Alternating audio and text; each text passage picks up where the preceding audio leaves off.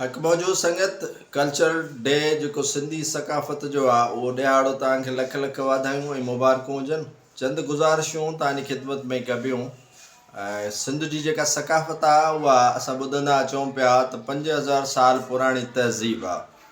मुंहिंजे दड़े खां बि अॻ जी तहज़ीब आहे ऐं सिंध सदियुनि खां मौजूदु आहे। हिंद ऐं सिंध जो वजूदु सदियुनि खां बरक़रार आहे। पोइ सकाफ़त हींअर मल्हायूं पिया, अखियुनि ते असांजूं अखियूं थधियूं। असांखे ट्रक जे बत्तीअ जे पोयां लॻायो वियो आहे। असां उन ट्रक जे बत्तीअ जे पोयां आहियूं। पोइ उहा ट्रक पेशावर पहुचे, इस्लामाबाद पहुचे या रावलपिंडी जे गेट नंबर 4 ते पहुचे। सकाफ़त सिंध जी टोपी, सिंध जो अजरक, सिंध जो पटको उधार ते वठी करे सकाफ़त जो ॾियारो मल्हाईंदासीं। कपिड़ा सिबराए नवां ईद मल्हाईंदासीं। हाणे इन में चंद गुज़ारिशूं तव्हांजी ख़िदमत में हाज़िर कबियूं। अगरि जेकॾहिं पसंदि अचनि त तव्हां उन्हनि खे शेयर कजो, कमेंट्स ॾिजो, राय ॾिजो। जेकॾहिं पसंदि न अचनि त गारियूं कम अज़ कम न ॾिजो, छो त तलख़ हक़ीक़तूं कंहिंखे पसंदि हूंदियूं आहिनि, कंहिंखे न हूंदियूं आहिनि। मुंहिंजे चवण जो मक़सदु सिर्फ़ु हिकिड़ो आहे त असां तहज़ीब ऐं तमदुन जा अलमबरदार आहियूं ऐं रहिया आहियूं। असांजी महिमान नवाज़ी, असांजी सकाफ़त सदियुनि खां आहे। सिंध जी टोपी, सिंध जो अजरक, सिंध जो पटको असांजो शान ऐं मान आहे। उहो असांखां केर बि फुरे ऐं खसे नथो सघे। पर उनजे बरक्स चंद गुज़ारिशूं जेके तव्हांजी ख़िदमत में आऊं ज़रूरु कंदुसि, छो त अॼु सिंध जे सकाफ़त जो ॾियारो ऐं सिंध जो माण्हू इन सकाफ़त खां ला इल्मु, सिंध जो माण्हू इन शऊर खां बेशऊर छो आहे।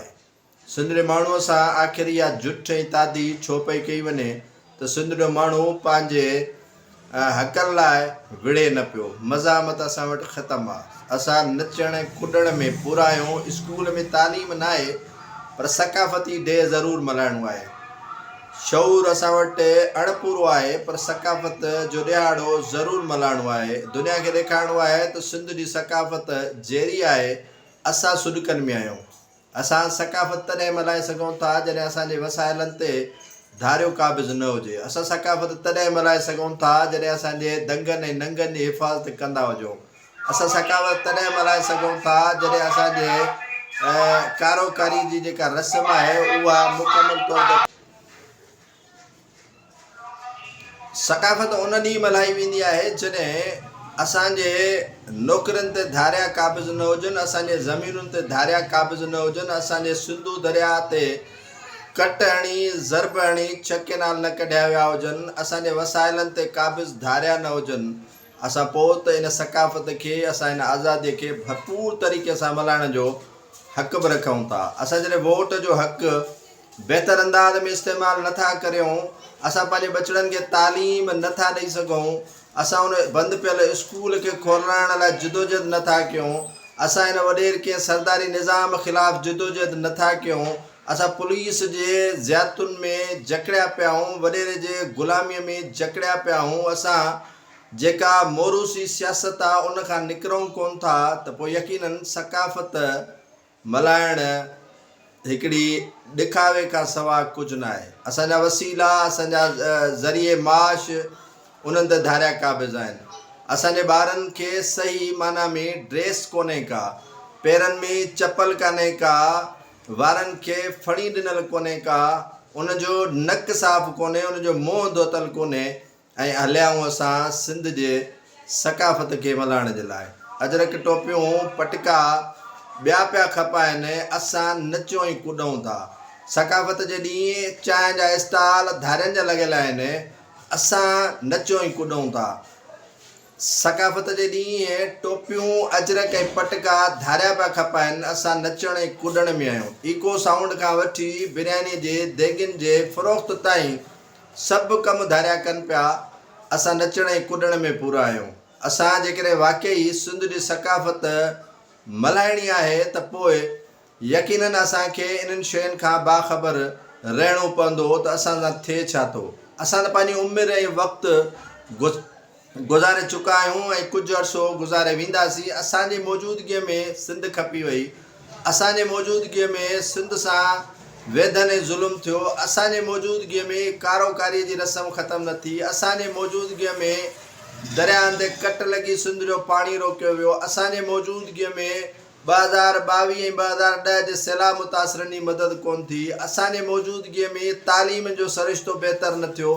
असांजे मौजूदगीअ में जेके सिंध पब्लिक सर्विस कमीशन ऐं ॿियूं जेके इदारा टेस्टूं वठनि था उन्हनि में घपला लॻा। असांजे मौजूदगीअ में बहितर जेको आहे सो तालीम जो निज़ाम न जुड़ी सघियो त यकीनन इहा असांजी नाकामी आहे। ईंदड़ नस्ल त इन खां वधीक भोगण लाइ तयारु थिए, छो त सिंध जे तहफ़ुज़ लाइ, सिंध जे बचाव लाइ असांजूं जेके इक़्तिदारी जमायतूं आहिनि उहे यकीनन असांखे ट्रक जे बत्ती जे पोयां लॻाए छॾियो अथऊं त फलाणे तनक़ीद कई त प्रेसिडेंट आसिफ अली ज़रदारी टोपी पाए छो थो वञे, उनखां पोइ असां सिंध जी सकाफ़त मल्हाई।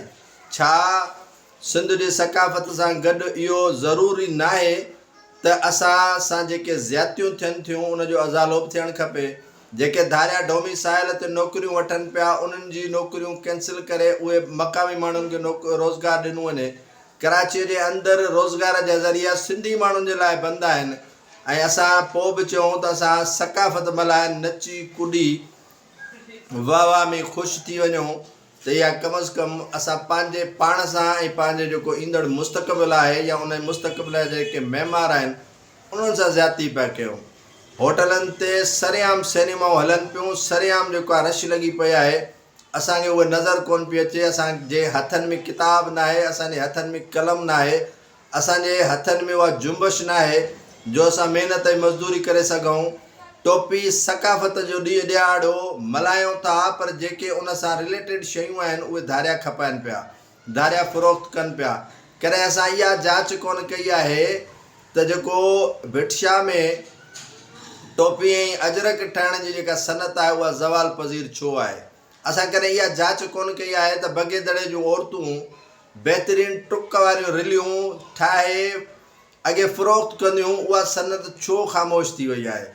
असां इन शइ ते बि ख़ामोश आहियूं त इहा जेका सकाफ़त उजागर थिए थी उहा बिल्कुलु इहा ॻाल्हि तव्हांजी हक़ बजानिब आहे त असांजी इहे शयूं विकामनि थियूं, पर विकिणे केरु थो इन्हनि शयुनि खे कॾहिं असां ॾिठो ई न आहे त खपाए केरु थो ऐं विकिणे केरु थो। असांजा वज़ीर मशीर सिर्फ़ु स्टेटमेंट ॾींदा, ब्यूरोक्रेट स्टेटमेंट ॾींदा त अॼु सिंध बहके थी। छा सिंध खे हक़ मिली आहे जो बहके थी? छा सिंध जो ॿारड़ो स्कूल वञे थो, उते किताब फर्नीचर ऐं बिल्डिंग मौजूदु आहे जो सिंध बहके थी? छा असांजो जेको कमीशन पास थियण जे लाइ या कमीशन जो इम्तिहान ॾींदड़ तालिब इल्म जे हक़ ते धाड़ो ख़तमु थियो आहे जो असां ख़ुशि थियूं?